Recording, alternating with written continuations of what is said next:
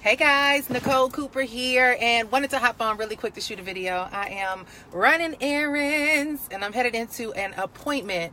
But I wanted to hop on really quick to just talk about the beautiful thing that happens when you start saying yes to being in alignment with your God-given assignment. Now, of course, there's a lot of backstory to this. There's a lot of stuff that I can share. Hey, Angel, but I really don't have the time to say yes to that. But what I do want, to get into detail with that, because this will end up being a long video, trying to keep it short. But here's the thing, guys. You know, a lot of us have something we desire to do, but we just don't know what to do to shift and go in that direction, right? There's something that's pulling at us, something that's, it's been begging for us to give it the time that it needs to give birth to that thing that is inside of us. And I've been researching a lot about getting in alignment in your life. And I was actually talking to somebody, and they talked about the difference between purpose, understanding what your purpose is, your passions, your calling, and your assignment, right? And when they brought that to my attention, I was like, oh my God, we usually cluster all those things together. We cluster purpose together with calling and all these different things. So I began to research, what is purpose? Like, what does purpose really, really mean? And one of the things that I saw was that purpose, everybody has the same purpose in a sense of our main purpose on the earth is to impact the life of others, right? That's everybody's purpose, is to impact others. And there is a calling in that purpose, and there is your giftings and your skills is how you serve in that purpose. So when we talk about gifting and your skills, your gifting and your skills are the things that you do naturally, things that come natural to you, that you were gifted to do. You know you're gifted to do them, that naturally you serve others in that capacity. So for example, my mother is a great cook. She just loves to feed people. So she's good for cooking meals and going down to feed the homeless. And, all of our neighbors love my mama because she would always cook for our community. All of us have gifts and things that we have inside of us, but a lot of times we don't know how to use them to impact the lives of others. So anyway, you have the gifts and your skills, right? You have your gifts. Your gifts are things that come natural. And then the skills is what you learn on top of that natural gift. So for example, I'm a speaker, I'm a writer, I'm a trainer. I love to teach. Those are natural giftings that I have, but I have to enhance my skill level on top of that, right? So I might take Toastmasters or be a part of the National Speakers Association to enhance and hone on my skill set, right? Now, when you start operating in your gifts and in your skill set, what happens is you start identifying assignments, okay? You start identifying assignments. Assignments are not long-term things. They might be short-term opportunities that fall strategically in alignment with what you're supposed to do in this season, right? So if I know that I love kids and I have a heart for kids, and lately I've been worried about kids who go to foster care, it might be my season to be in alignment to be a foster mom, right? Because I love kids, but in the season, I feel like I want to be a foster mom, whatever it may be. But you can feel in your spirit, like God speaks to us and he shows us stuff, but that's a whole nother conversation. But a lot of times, many of us don't really honor it because we don't understand it. So you have your purpose, which is to serve others. You have your gifts that you have that come naturally to you, that you love to do, that come so easy that you make it look easy all the time. And then you have the skill sets that you build on that. And then you have your assignments, things that God tells you to do in specific seasons. What I've been discovering, guys, is that when you start operating in that path, and when you start doing the things that fall in alignment with your assignment, they fall in alignment with your giftings and your skill set, you start truly serving others through your gifts and your skills. Hey, Savella, good to see you, girl.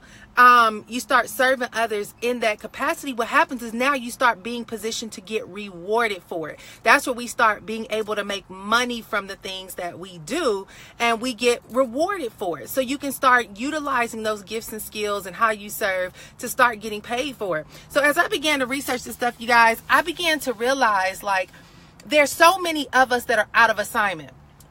Or out of alignment. And it's because it's a concept that I call tags and titles.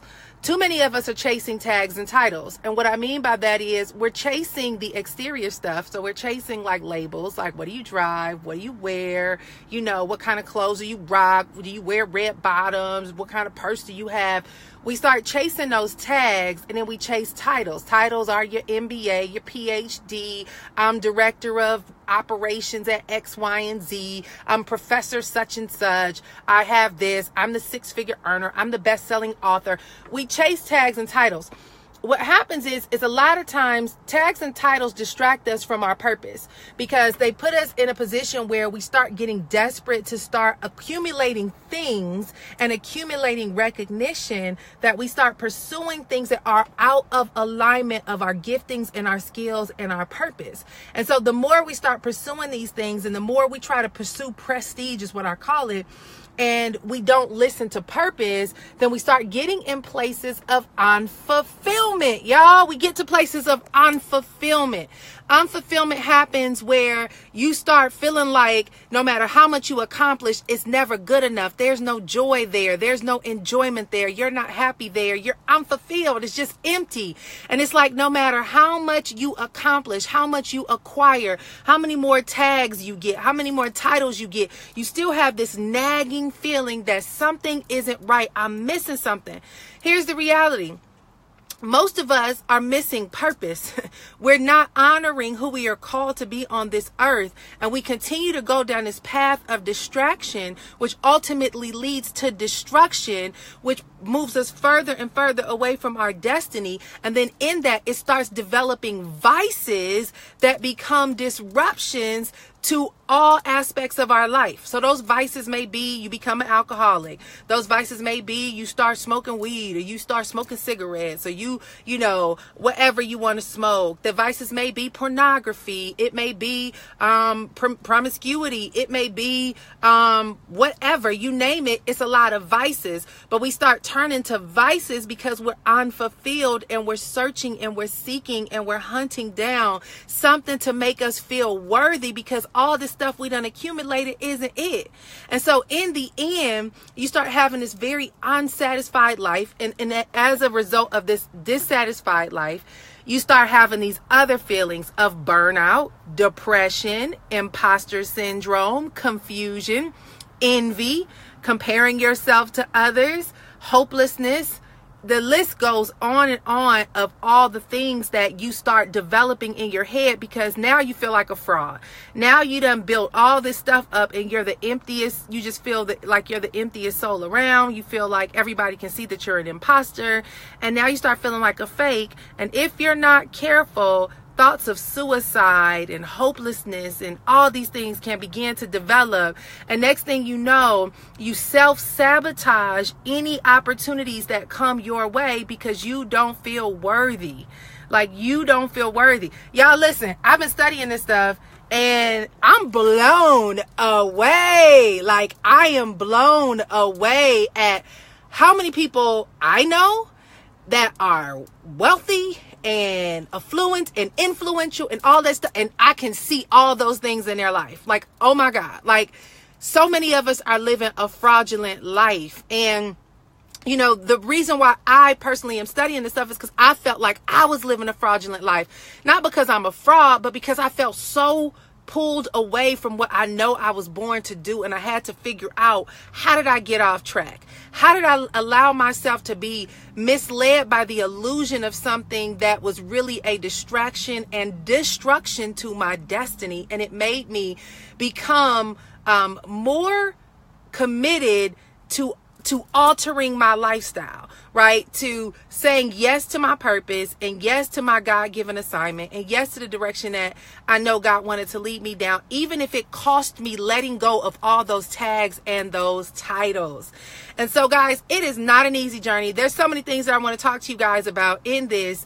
But I was challenged by, I actually met someone on last Saturday, and we began to talk about this, and he was like, Nicole, I want you to do a workshop. I want you to do a workshop on this. He was like, so many people need to hear it. And so I really want to do a workshop about how to get in alignment with your God-given assignment, because God has purposed each and every one of us with gifts, skills, talents, and opportunities. But most of us are forfeiting those things because A, they don't look as attractive to what the world is saying we should be pursuing. And then B, a lot of us feel like we don't have the time to put into that path because it is going to cost us our time. And you oftentimes have to release some things in order to pursue God things, and it hurts too bad for most of us to say yes to what God wants to do because we're not willing to make that sacrifice. But guys, I want to encourage y'all. Let me tell you, this has been a battle with me since I was 19 years old, and I am now 40, right? So you talk about 21 years of fighting with God about what he wanted me to do. God wanted me to do some stuff, and I was like, God, if it ain't making me no money right now, we're gonna have to talk about that later. Like, on a real note, like that would be my conversation. Like, God, I see what you talk about, but can you show me how that's going to make me some money? How we going to be able to break bread in that assignment right there? Because I ain't trying to go around and ask people to feed me. You know what I mean? That's just like real talk. So after 21 years of fighting, I finally discovered that it ain't God wants you to be broke, busted and disgusted. He's not going to leave you in a position where you have to abandon everything that you love and you enjoy.